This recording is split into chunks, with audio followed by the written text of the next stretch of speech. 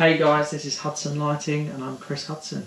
Today we're doing some pendants. Now I'm probably only going to do the smaller of the two. This is one of the pendant bases and this is a slightly larger one. So there's a small and a medium. So the idea is that we were building this to work around our existing spike light fitting. So we had these discs laser cut, and the idea is that that disc will sit in between the back of the fitting and the top of the fitting, so then it will basically have a flange like that, which will stop the whole fitting from coming through this hole.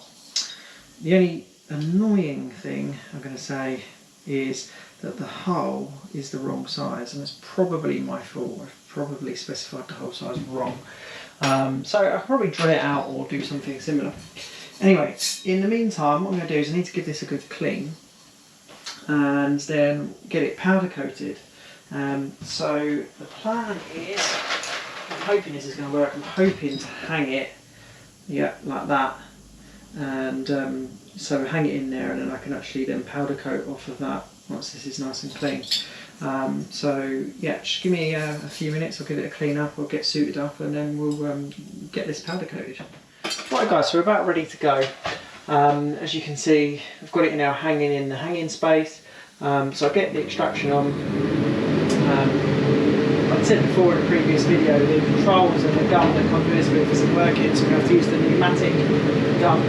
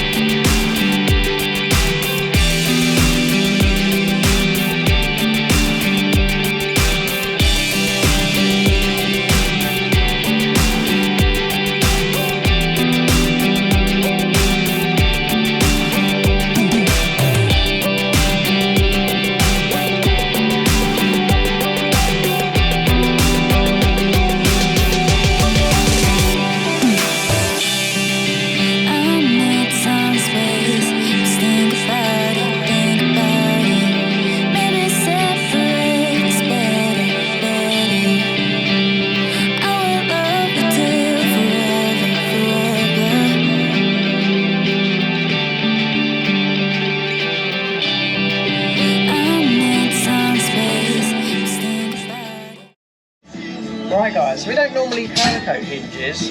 I'll just turn this down. So we don't normally powder coat hinges, or ball joints should I say, sorry. But in this case we're going to.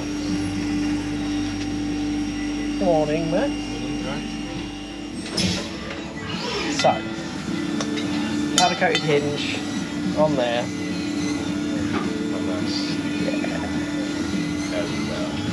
Yeah, it looks much better, doesn't it? That like finishes it. Definitely. So I just need to respray the inside of that, and then that's this one done. So yeah, no.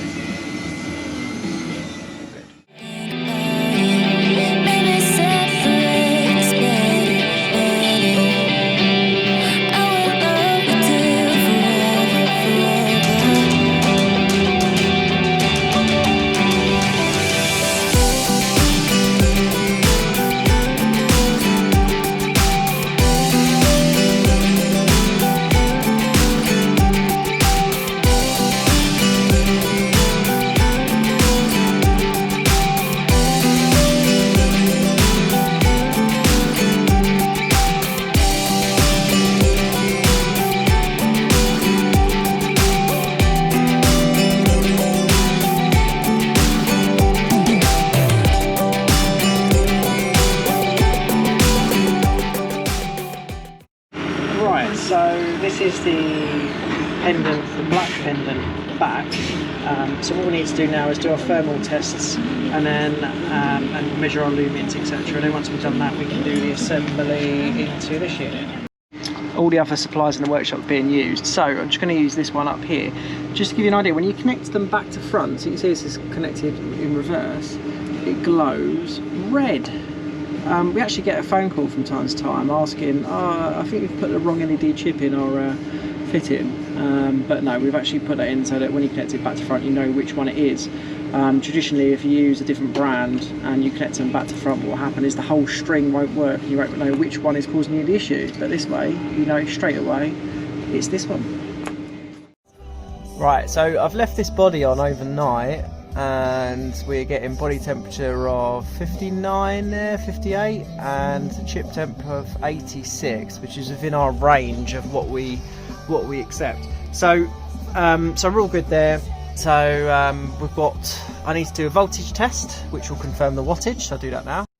So there we go, that's on, and we're getting 9.55 volts, which by the time I stick in the system I think is about 3.4 watt, 3.35, something like that. So yeah, so we're going to add that into the system against the serial number and then finish the build on this. So I'll pop that on there, pop that on there, pop that other ring on top.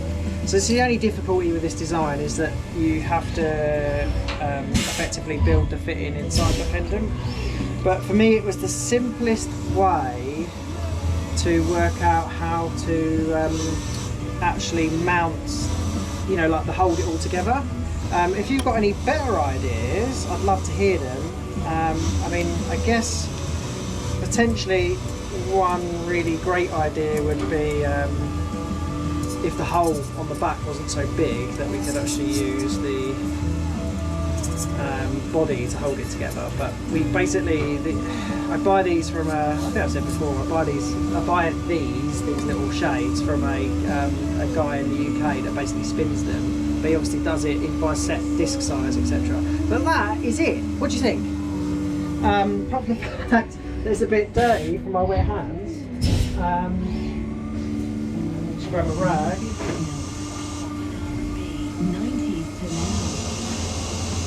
Stolen all the rags.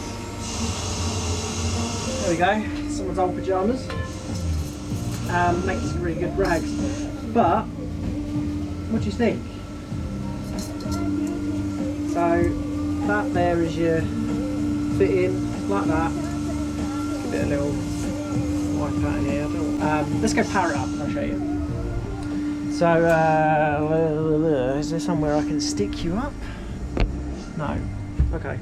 You have to stare at me like this. Hang on. There we go. So if I undo our temporary cable tie. We've been using these cable ties for a little while. They're actually really handy for tying up the cables and stopping them from getting everywhere or on the floor. So anyway, I'll bang that in there, and that in there, and here you go. There's your pendant. So if I just do stairs, filthy, but if I just give you a little idea on the stairs, that's quite nice, right? And then if you decide you want, you know, Halloween edition or whatever, usual, then stick it in reverse, and it's got like a nice red glow. The red glow is not quite as bright. It's bright enough. You'd actually at night you'd probably see that quite well, but the red isn't there really to be permanently used. It was there to indicate that you've connected it back to front anyway. But that's great. So they're the first one. So I'll call this one the small. That one, the other one, the was it anthracite? The grey, the bluey grey one.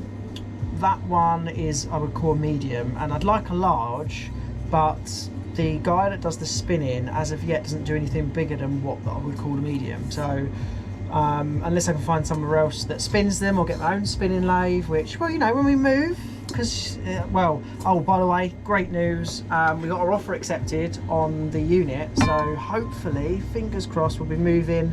It's going to be June now because there's the existing tenant in this particular unit. It wasn't the one that I first showed you before, it's the one next door, but they're basically the same, except that this one's got a mezzanine floor as well, so it's got another 700 odd square foot of space, which is fantastic, but they're not charging any extra for it because they don't count the mezzanine floor in the floor area. But yeah, so hopefully we'll be moving there about mid-June.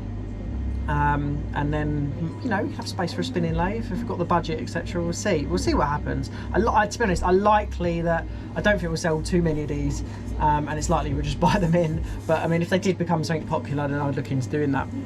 Anyhow, hope you enjoyed, and I'll see you guys soon.